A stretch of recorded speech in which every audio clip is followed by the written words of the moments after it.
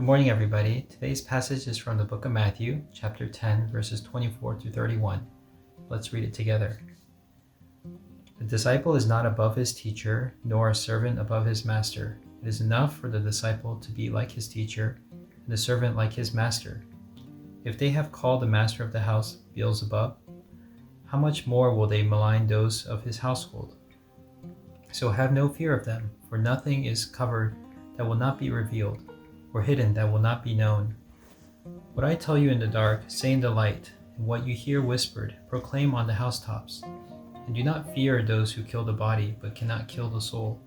Rather fear him who can destroy both the soul and the body in hell. Are not 2 sparrows sold for a penny, and not one of them will fall to the ground apart from your Father?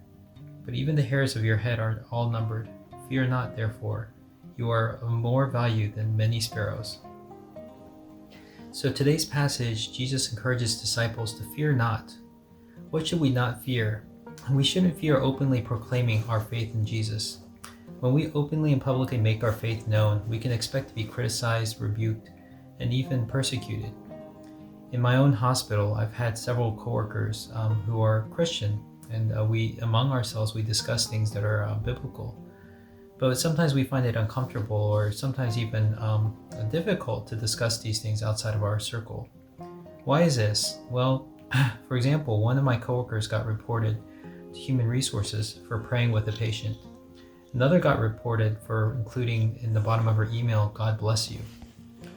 Now we can look at these things and say how silly or ridiculous or they may be, but I truly believe that the enemy does not want us to be sharing the gospel or openly proclaiming our faith in front of others. Now, Jesus told his disciples repeatedly that we are to expect suffering.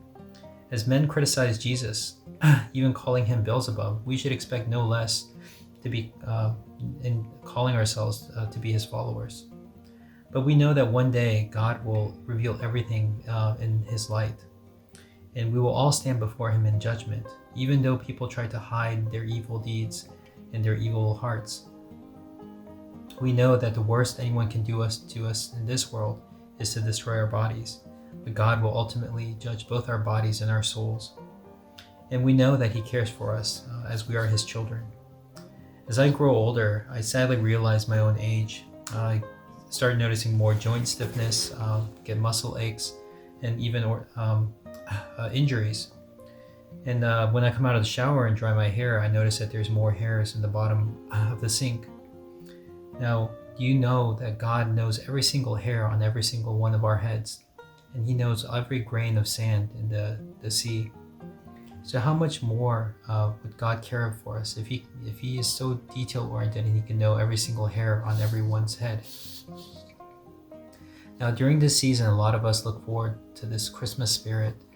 It's a time of sharing with our families, sharing gifts, good music, good meals, and maybe not so much this year, but that's traditionally what we do. But as we look at the beautiful crosses and the ornaments and the decorations and the nativity scenes we see outside, let's remember what that all means.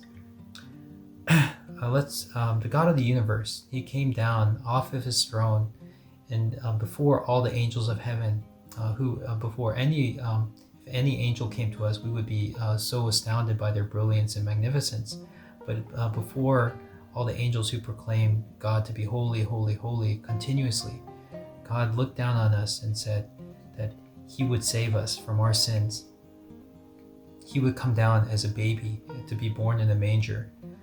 He would grow up in a blue-collared job as a carpenter, sweating in his work, and ultimately he would gather a group of friends and some disciples, and he would be betrayed by them. These are people who he had entrusted, who he had shared with, who he had dedicated his ministry to. And then one of them would actually betray him with a kiss. He would then go on to be flogged and be taken up to be crucified on the cross.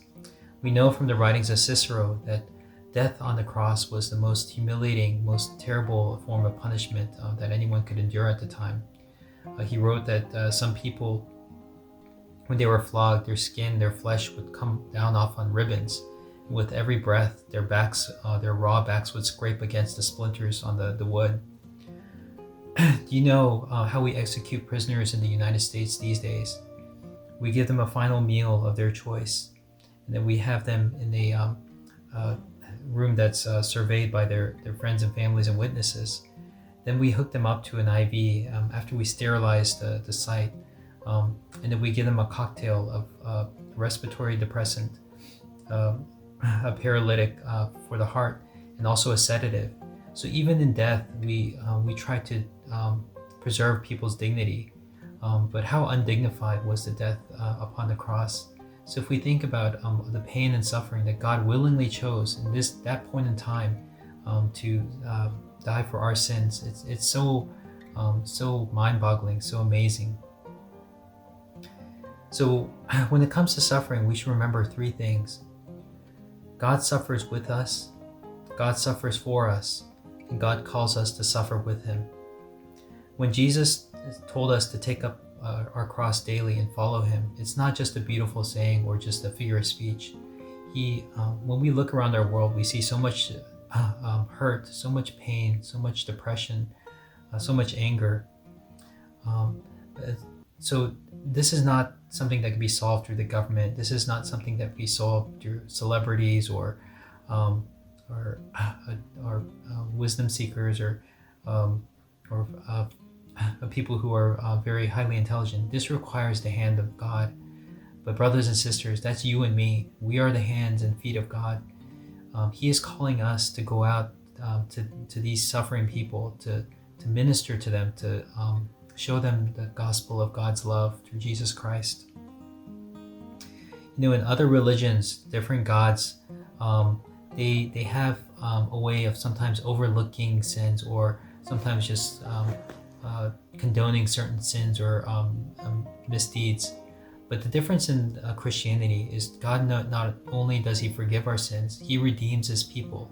And what does that mean? That means that we have a changed heart. We have a renewed relationship where we seek the things that reflects God's heart. So if we're true believers and true Christians, we should go out and we should try to serve the ones just like Jesus did for us. So this week and throughout the season, let's reflect on this and reflect on the love that Jesus has shown us and how we can show that love to others and proclaiming the gospel openly and not fearing what other people may say about us or say to us. And remember, Jesus came to this earth as a child, a baby born in a manger. So it's a beautiful scene, but we must always remember that this baby came to die for us. So let's remember that this season. Thank you all and have a great weekend.